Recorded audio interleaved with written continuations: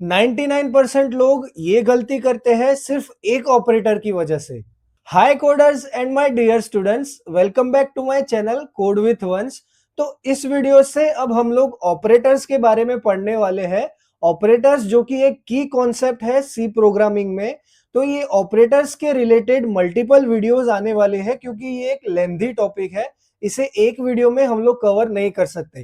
तो इस वीडियो में हम लोग दो टाइप्स के ऑपरेटर्स को कवर करेंगे और नेक्स्ट फर्दर वीडियोस में हम और भी सारे ऑपरेटर्स को एक एक करके कवर करेंगे। तो अगर आपने पिछले वीडियोस नहीं देखे हैं, मैं आपको डिस्क्रिप्शन और ऊपर आई बटन पे उनका लिंक दे दूंगा। आप वो सारे वीडियोस जाके चेकआउट कर सकते हो। तो विदाउट वेस्टिंग एनी टाइम हम लोग ये वीडियो को स्टार्ट कर लेते हैं।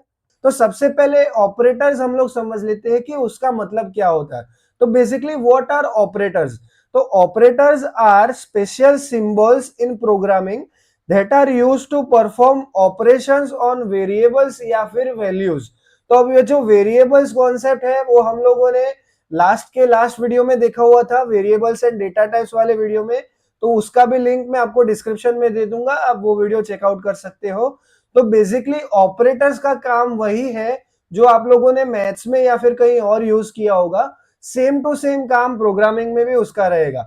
जो क्या है उसका काम? that are special symbols in programming used to perform operations। Operators का मतलब आपको कहीं ना कहीं ऑपरेशंस करने में हेल्प करता है, ठीक है। और वो ऑपरेशंस कहाँ पे होंगे? वेरिएबल्स के ऊपर या फिर कोई वैल्यूज के ऊपर, ठीक है। तो ये बेसिक सी ऑपरेटर्स की डेफिनेशन थी।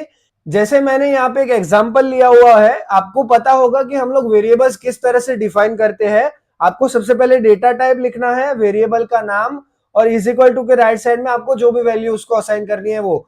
तो मैंने यहाँ पे दो वेरिएबल्स क्रिएट किए हुए हैं। देखो मैंने यहाँ पे लिखा हुआ है A and B are variables, जो कि हम लोग पढ़ते हुए आ रहे हैं। और यहाँ पे देखो मैंने सम नाम से एक वेरिएबल क्रिएट किया है जिसमें मैंने क्या किया है, ए प्लस बी। तो ए प्लस बी क्या है? एक ऑपरेशन हो रहा है। अब इसमें ऑपरेटर कौन सा है? जो कि है प्लस। मैंने यहाँ पे लिखा हुआ है प्लस इज एन ऑपरेटर, ठीक है। तो ये चीज मैंने डेटा स्ट्रक्चर्स वाली सीरीज में भी अच्छे से समझाया है कि ऑपरेंड और ऑपरेटर क्या होता है। तो मैं उसका भी लिंक डिस्क्रिप्शन में दे दूंगा अगर आपको वो वीडियो चेकआउट करना है, ठीक है। तो बेसिकली आपको समझ में आया ऑपरेटर्स क्या होता है और वेरिएबल्स क्या होता है, ठीक है। नेक्स्ट हम लोग देख लेते हैं टाइप्स ऑफ ऑपरेटर्स। अब ऑपरेटर्स अलग अलग टाइप्स के होते हैं, जैसे अरिथमेटिक हो गए, असाइनमेंट हो गए, वो सारे अलग अलग टाइप्स के ऑपरेटर्स हम लोग एक बार देख लेते हैं, ठीक है। तो यहाँ पे मैंने एक टेबल यहाँ पे बनाया हुआ है, इसमें सारे टाइप्स के जितने भी अवेलेबल ऑपरेटर्स है वो सारे यहाँ पे लिखे हुए हैं। तो बेसिकली आपको सारे समझने की जरूरत नहीं है, मैं आपको जितने भी मेन है जो आप बार बार यूज कर सकते हो या फिर जो डेली लाइफ में आप लोग कोडिंग में यूज करोगे वो मैं आपको समझा देता हूँ, ठीक है। तो देखो सबसे पहले ऑपरेटर आता है, आपको दिख रहा है प्लस प्लस माइनस माइनस, जो ऑपरेटर मैंने लिखा हुआ है उसको आप बोलते हो इंक्रीमेंट एंड डिक्रीमेंट ऑपरेटर, ठीक है। तो इन सबको हम लोग एक एक करके डिटेल में पढ़ेंगे। अभी के लिए मैं आपको सिर्फ टाइप बता देता हूं। तो ये जो प्लस प्लस और माइनस माइनस ऑपरेटर है, इंक्रीमेंट डिक्रीमेंट ऑपरेटर्स, वो कौन से टाइप के हैं? Unary operator. यूनरी ऑपरेटर का मतलब आप इस तरह से समझ सकते हो कि उन्हें एक ही वेरिएबल की नीड है। मतलब आप लिखोगे कि ए प्लस प्लस लिखोगे तो वो सीधे उसी एक ही वेरिएबल को इंक्रीमेंट या फिर प्लस कर देगा, ठीक है। तो वो एक ही वेरिएबल पे काम कर सकता है, तो वो एक यूनरी ऑपरेटर है। उसके बाद अरिथमेटिक ऑपरेटर्स आप लोगों को पता है, जो आप लोग मैथ्स में यूज करते हो, plus minus multiply divide modulus, वो सारे ऑपरेटर, ठीक है। उसके बाद है रिलेशनल ऑपरेटर्स। रिलेशनल ऑपरेटर्स कौन कौन से आते हैं? जैसे कि हो गया less than, greater than equals to, less than equals to, double is equal to, वो सारे रिलेशनल ऑपरेटर्स आते हैं।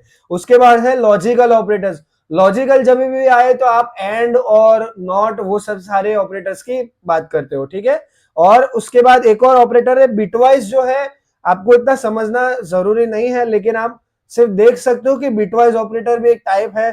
उसके बाद है असाइनमेंट ऑपरेटर्स। ये ऑपरेटर्स कहीं ना कहीं ज्यादा यूज होने वाले हैं, जो कि है इज इक्वल टू, है plus is equal to, modulus is equal to, वो सारे हम लोग अभी एक एक करके डिटेल में देखेंगे, ठीक है। और लास्ट जो ऑपरेटर है ये एक टर्नरी ऑपरेटर है। ये भी एक इंपॉर्टेंट ऑपरेटर है। अगर आपको इफ एल्स या फिर वो यूज नहीं करना तो उसके जगह आप ये यूज कर सकते हो। इसको मैं नेक्स्ट वीडियो में अच्छे से कवर करूंगा, तो आपको टेंशन लेने की जरूरत नहीं है कि ये कौन सा ऑपरेटर है। तो ये सारे ऑपरेटर्स, इसमें से जितने भी मेन है उसे हम लोग एक एक करके डिस्कस कर लेते हैं, ठीक है। तो देखो सबसे पहले है अरिथमेटिक ऑपरेटर्स। अब जैसे जैसे मैं आपको ऑपरेटर बताऊंगा वैसे वैसे हम उसका कोडिंग भी लाइव देखेंगे VS कोड में, ठीक है। तो देखो सबसे पहले अरिथमेटिक ऑपरेटर्स आपको पता है कौन कौन से हैं, ये सारे अरिथमेटिक ऑपरेटर्स है, प्लस माइनस मल्टीप्लाई डिवाइड, और ये जो है वो मॉड्यूलस है। मॉड्यूलस का मतलब रिमाइंडर, जो भी आप दो वेरिएबल्स का मॉड्यूलस निकालोगे उसमें जो भी रिमाइंडर आएगा उसका वो आपका आउटपुट होगा, ठीक है। तो सबसे पहले क्या है, arithmetic operators are used to perform mathematical operations on variables और वैल्यूज। जैसे कि आप लोगों को पता है मैथ्स में भी आप लोग इसका काम क्यों करते हो, क्योंकि आपको मैथमेटिकल ऑपरेशंस परफॉर्म करने, ठीक है। जैसे मैंने यहाँ पे एग्जांपल लिया हुआ है, a प्लस बी हो गया, a minus B, a multiply B, et cetera et cetera. तो एक काम करते हैं, बेसिकली हम लोग इसका एक बार कोडिंग भी देख लेते हैं, जैसा कि मैंने आपको बोला था। तो देखो मैं मेरे VS कोड की स्क्रीन के ऊपर हूं, यहाँ पे मैंने जो पिछले वीडियो में फाइल बनाई थी उसी पे मैं काम करूंगा। तो अगर आपको नहीं पता है तो आप फाइल में जाके न्यू फाइल पे जाके क्लिक करके आप फाइल को क्रिएट कर सकते हो, लेकिन उसका आपको जो एक्सटेंशन है .c करके लगाना पड़ेगा, तो ही C टाइप की फाइल क्रिएट होगी, ठीक है। ये सब हम लोग देख चुके हैं। मैंने यहाँ पे बेसिक जो स्ट्रक्चर है, जो सिंटेक्स है C प्रोग्राम का, वो यहाँ पे लिखा हुआ है। मैं जूम कर लेता हूँ थोड़ा सा, तो मैंने वही स्ट्रक्चर लिखा हुआ है। अब मैं क्या करूंगा, अब इसमें मैं अरिथमेटिक ऑपरेटर्स को यूज करूंगा। तो देखो अरिथमेटिक ऑपरेटर्स को समझने से पहले मैं आपको एक और चीज समझा देता हूं, जो कि है कमेंट्स।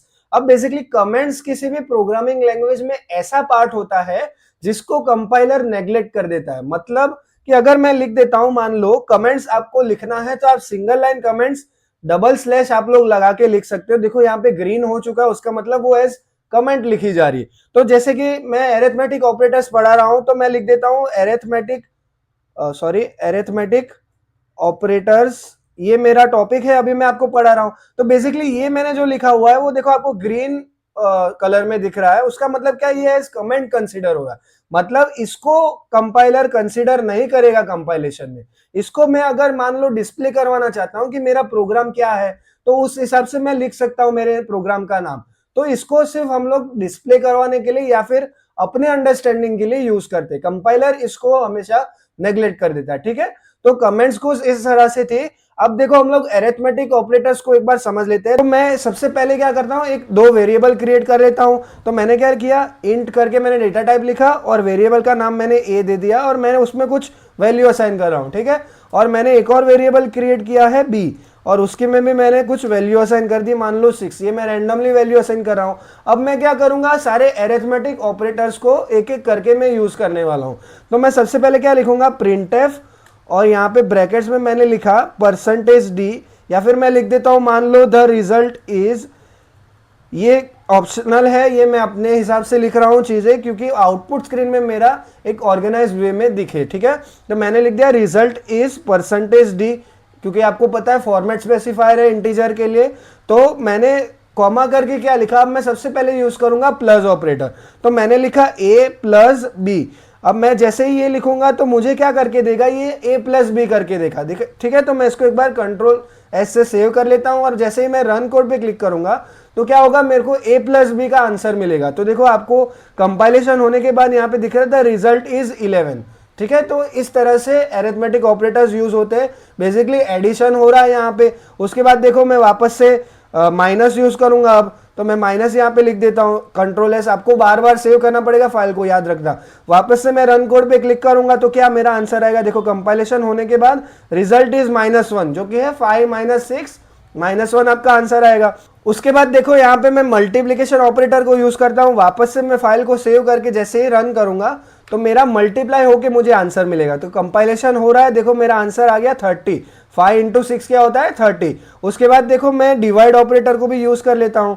सारे ऑपरेटर मैं आपको एक एक करके दिखा दे रहा हूँ। बेसिकली ये सारे ऑपरेटर आपको पता ही होंगे क्योंकि आप लोगों ने मैथ्स में यूज किया हुआ है। तो डिवाइड ऑपरेटर को जैसे ही मैं सेव करके रन करवाऊंगा तो a/b का कुछ आंसर आएगा। तो आंसर क्या आ रहा है, 0 आ रहा है। क्यों 0 आ रहा है, क्योंकि यहाँ पे मैंने फ्लोट नहीं यूज किया हुआ। अब 5/c का आंसर पॉइंट में आएगा, 0 पॉइंट समथिंग कुछ आएगा, तो पॉइंट तो यहाँ पे इंक्लूड नहीं होगा। क्यों, क्योंकि मैंने इंटीजर डेटा टाइप यूज किया हुआ है। अगर मैं फ्लोट यूज करूंगा तो मुझे पॉइंट वाला आंसर मिलेगा। तो जबकि मैंने इंटीजर यूज किया है तो मेरा आंसर क्या आ रहा है, यहाँ पे 0 आंसर आ रहा है, ठीक है।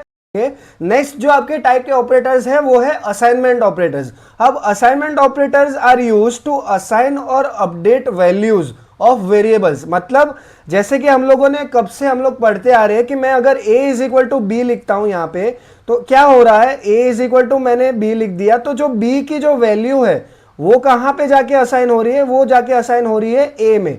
तो a में b की वैल्यू स्टोर हो रही है, बेसिकली कहने का मतलब ये है। तो असाइनमेंट ऑपरेटर्स इस तरह से यूज होते हैं। उसके बाद है plus is equal to, minus is equal to, multiply is equal to. ये जो सारे टाइप के असाइनमेंट ऑपरेटर्स है, उसका बेसिकली काम क्या है, अगर मैंने लिख दिया, देखो मैंने एग्जांपल लिया हुआ है कि a plus is equal to 1, और अगर मैं लिखता हूं a is equal to a plus 1, तो ये जो दोनों स्टेटमेंट है वो दोनों स्टेटमेंट एक ही है। मतलब क्या इसका, कि अगर मैं a is equal to A plus one को शॉर्ट वे में लिखना चाहता हूं, तो मैं a plus is equal to one को भी लिख सकता हूं। तो दोनों का काम क्या होगा, a is equal to A plus one ही होने वाला है, ठीक है। तो जैसे ऐसे ही माइनस का होगा तो a is equal to A minus one, multiply होगा तो a is equal to A multiply one. तो हम लोग इसका एग्जांपल एक बार देख लेते हैं कोड में। तो देखो ये हम लोगों ने जो अरिथमेटिक ऑपरेटर्स किए थे उसको मैं एक बार हटा देता हूं, मैं यहाँ पे असाइनमेंट ऑपरेटर्स लिख देता हूं, क्योंकि हम लोग अभी असाइनमेंट देखने वाले हैं। मैंने जो डिक्लेयर किए हुए थे a और b, उसको मैं एज इट इज रहने देता हूं। अब सबसे पहले देखो हम लोग इज इक्वल टू, तो आपको समझ में आ गया होगा, जो सबसे पहला था यही वाला हम लोगों ने जो देखा।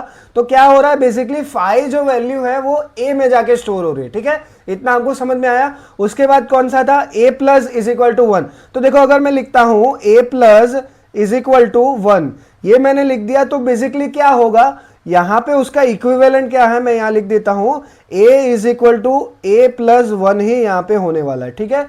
तो अगर आपको चेक करना है तो आप चेक कर सकते हो। देखो यहां पे मैं अगर a को ही प्रिंट कर रहा हूं सिर्फ, तो मेरा आंसर क्या आना चाहिए, a is equal to A plus one हो जाएगा। तो 5 प्लस वन अगर हो जाएगा तो देखो मेरा आउटपुट क्या आएगा, 6 आउटपुट आएगा मेरा। तो देखो कंपाइल होने के बाद द रिजल्ट इज 6। तो ठीक है, इस तरह से a प्लस का इज इक्वल टू का काम है। वैसे ही अगर मैंने यहाँ पे a प्लस की जगह a माइनस लिख दिया तो क्या होगा, a is equal to a minus one, ठीक है। तो देखो जैसे ही मैं इसको रन करवाऊंगा तो क्या होगा, 5 माइनस वन जो कि है आंसर 4 मुझे मिलेगा। देखो तो द रिजल्ट इज 4। तो basically a minus is equal to या फिर a plus is equal to या a multiply is equal to का आउटपुट क्या आएगा, a इज इक्वल टू जो भी आप लोगों ने ऑपरेटर यूज किया हुआ है वो। तो अगर आप लोग a मल्टीप्लाई यूज करोगे तो क्या होगा, a is equal to a multiply one हो जाएगा यहाँ पे, ठीक है। इस तरह से आपका सारे ऑपरेटर्स चलेंगे, ठीक है। तो आपको समझ में आया असाइनमेंट ऑपरेटर्स। आई होप अब आपको समझ में आ गया होगा कि अरिथमेटिक और असाइनमेंट ऑपरेटर्स किस तरह से वर्क करते हैं सी में। तो अब अगर आपको कोई क्वेश्चन करे कि मुझे इसके एग्जांपल्स दो, तो आप उन्हें इजीली एक्सप्लेन कर सकते हो। तो अभी के लिए इस वीडियो में इतना ही था। नेक्स्ट वीडियो में हम लोग इंक्रीमेंट और डिक्रीमेंट ऑपरेटर्स को डीप में पढ़ेंगे, क्योंकि इंटरव्यूज और प्लेसमेंट्स के पॉइंट ऑफ व्यू से वो बहुत इंपॉर्टेंट है। तो अगर आपको वीडियो अच्छा लगा हो, आप एक लाइक कर सकते हो, शेयर कीजिए अपने दोस्तों के साथ, और एक सब्सक्राइब भी जरूर कर सकते हो। तो मिलते हैं अगले वीडियो में, तब तक के लिए टेक केयर।